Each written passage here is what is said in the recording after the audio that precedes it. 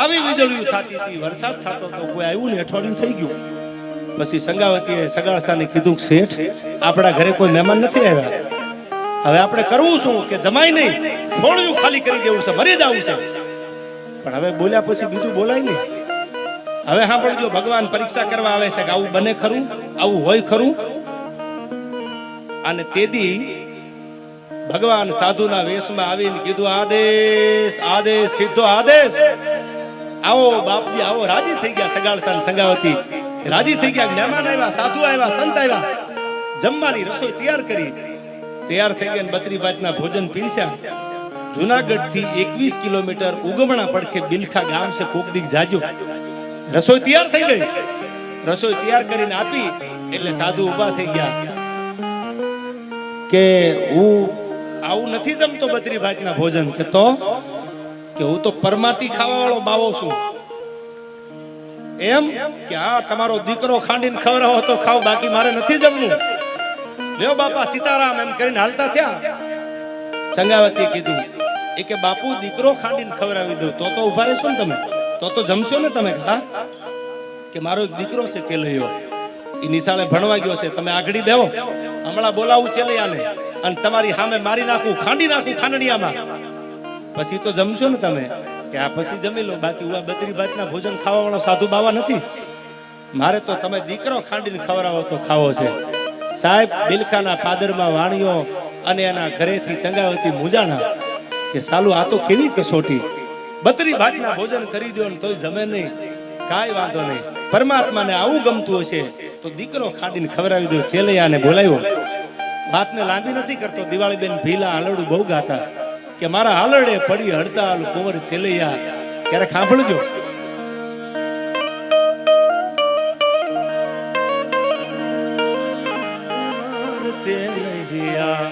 ચેલૈયા રે કુંવર ખમા ખમા કુંવર ચેલૈયા. આજ હાલડું હતું. ઓલી 4 વાગશે બધી વાત લાંબી કરીશ તો. પણ ચેલૈયાને લઈ આવ્યા. કીધું કે ચેલૈયા તારે મરવાનું છે. મારા મા બાપે દુનિયા દેખાડી છે, તો મને મારવાનો હક તો મારા મા બાપનો હોય, મારી નાખો. ચેલૈયાને હવે સાંભળજો, સમજદાર બધા છો એટલે ટકોર કરું છું. ચેલૈયાને ખાંડણીયામાં નાખી અને માથે આમ ખાંડણીયું લઈ અને ચંગાવતી ખાંડવા માંડ્યા. લોહીના ફુવારા ઉડ્યા, ખાંડણીયું ફાટી ગયું, તિરાડ પડી એમાં. એટલે કવિએ ખાંડણીયાને પૂછ્યું કે એક કોમળ બાળકને ખાંડતા ખાંડતા તારામાં કોઈ દી તિરાડ ન પડે, તું કોઈ દી ફાટ નહીં, આ ફાટી જવાનું કારણ તો કે? ત્યારે ઓલું ફાટેલું ખાંડણીયું હતું ને એ જવાબ આપે છે કે આજ મને દુઃખ બહુ થાય છે. કા કે એક બાજુ જનાર્દન ઉભો છે, 14 બ્રહ્માંડનું સંચાલન કરવા વાળો ભગવાન, પરીક્ષા લેવા માટે આવ્યો છે ભગવાન દ્વારકા વાળો, અને એક બાજુ જનેતા પોતાના બાળક માટે ખોળિયું ખાલી કરી દે એવી માં દીકરાને ખાંડવા બેઠી રહે. માં કોઈ દી દીકરાને મારે કે ન મારે? આ દુનિયાની કઈ એવી માં હોય પોતાના દીકરાને મારી નાખે? કે માં કોઈ દી દીકરાને મારે નહીં.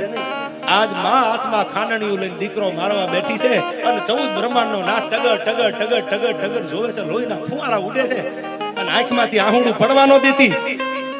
તો તારા દીકરાને ખાવ. એક ને એક દીકરાને ખાંડણીયામાં ધરબી દીધો, ખાંડી નાખ્યો, કઠણ કાળજું રાખ્યું, કાળમીન પથ્થર પોતાના કાળજે મૂકી દીધો. કઈ એવી માવો પોતાનો દીકરો મરતો હોય, ખડાતો હોય, એની આંખમાંથી આંખુડું ન પડે?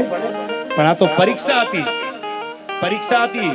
એને ખબર પડી ગઈ હતી કે આજ હવે કાં તો આ પાર અને કાં તો ઓલે પાડો. દીકરો ખાંડી દીધો. દીકરો ખાંડી અને તૈયાર કરી પોતાના દીકરાને મારી, લોહીના ફુવારા ઉડતા હતા દીકરાને લાવી અને સાધુને કીધું, લ્યો બાપજી તમે રોટલા ન ખાધા, તમે 32 ભાતના ભોજન ન જમ્યા, તો મારો દીકરો મેં ખાંડી દીધો, હવે તો જમો. 8 દી 10 દી થઈ ગયા, 8 ની હેલી જામી છે, વરસાદ બંધ નથી થતો, અમે એકય બેમાંથી મોઢામાં કોળિયો નથી મૂક્યો, હવે તો જમો. ત્યારે ઓલો સાધુ બોલ્યો, એ કે બીજો દીકરો છે તમારે? કે ના બીજો દીકરો નથી, આ એક દીકરો હતો, એ નિશાળેથી બોલાવી આ ચેલૈયાને ખાંડ્યો તમારી સામે, બીજો દીકરો ક્યાં લેવા જાવ? ત્યાં તો બાવો ઉભો થઈ ગયો સાધુ કે હું વાંજિયાના ઘરનું ક્યાં ખાઉં છું? વાંજિયાના ઘરનું નથી ખાતો, બીજો દીકરો હોય તમારે નાનો મોટો તો જમું, બાકી વાંજિયાનું ખાવ ને તો મને નિહાકા લાગે. આવું બોલીને જ્યાં સાધુ ઉભો છે ને, દીકરો તો મારી નાખ્યો, દીકરો ખાંડી નાખ્યો, એ માની વેદના કેવી હશે. પછી ચંગાવતીથી રહેવાનું ન, આંખમાંથી આહાડ મહિનો, શ્રાવણ મહિનો, આંફુડાની ધારું મંડી થવા કે આહા હે પરમાત્મા, હે અખિલ બ્રહ્માંડના નાથ, મારો દીકરો ખાંડી દીધો અને તોય હજી એમ કહેશે મને વાંજિયાના મેણા મારે છે. અને તેથી આ દેશની દીકરી બોલી છો. સાધુ હાલતા થઈ ગયા, બે ડગલા હાલ્યા. સાધુને કે ઉભા રહ્યો, તમે મને વાંજિયા કીધું ને, મને મેણું માર્યું ને, હું સૌરાષ્ટ્રની દીકરી છું, આ ગુજરાતની દીકરી છું, ભારત વર્ષની દીકરી છું. અરે મેણું કોઈને મારીએ નહીં, આ તો મેણું માથાના ઘા, મેણું મરાય નહીં. પણ હવે તમે એમ કીધું બીજો દીકરો હોય તો જાને જમું. આ વાત મારી માને કરી શકું, બાપને ન કરાય.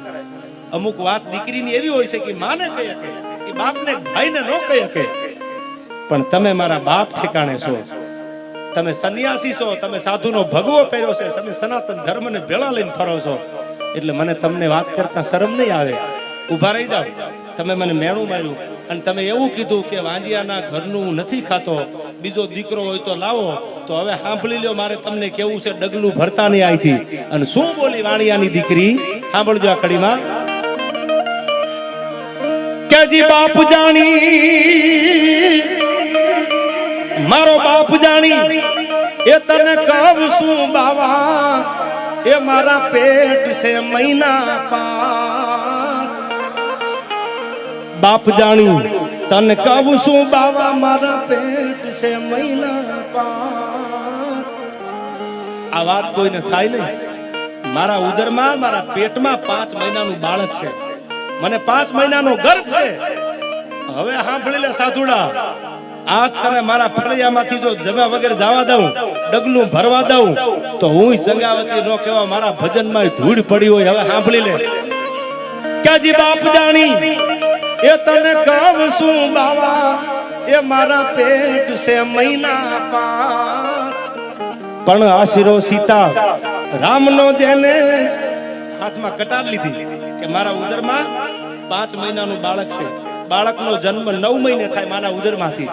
એ 9 મહિને બાળક આકાર લે અને માં દીકરાને દીકરીને જન્મ આપે. મારા ઉદરમાં 5 મહિનાનું બાળક છે, આમ હાથમાં કટારી લીધી કે મારા પેટમાં કટાર નાખી અને બાળક લઈને તને દેખાડું તો વાંજિયા નહીં કે ને, તો જમીશ ને, તો જમ્યા વગર નહીં જાને. અને શું કીધું સાંભળજો. કે જી બાપ જાણી, એ તને કહું છું બાવા, મારા પેટ છે મહિના 5. પણ આશીરો સીતા રામનો જેને, આશીરો રાધે શ્યામનો જેને, ઊનનો આવે આજ બેઠો હવે થાશ માં બાવા, તને જમ્યા વિના દવ નહીં જવા. આ દેશની દીકરી કરી કે યાર, હવે બેઠો આજ થાશ માં બાવા. આ ઉભો થઈને હાલતી પકડવાની વાત રહેવા દે, આ વાત વટની છે. હવે બેઠો હવે થાશમાં બાવા, તને જમ્યા વગર દઉં નહીં જવા. હવે આઈથી જમ્યા વગર જવા દઉં ને તો મારું બિલખા, મારું જુનાણું, મારું આખું હોર્સ લાજે. એ હવે બેઠો હવે થાશમાં બાવા, તને જમ્યા વિના દવ નહીં જવા. હવે હા બોલજો, સગાળસા શું બોલ્યા? આ તો ચંગાવતી બોલ્યા.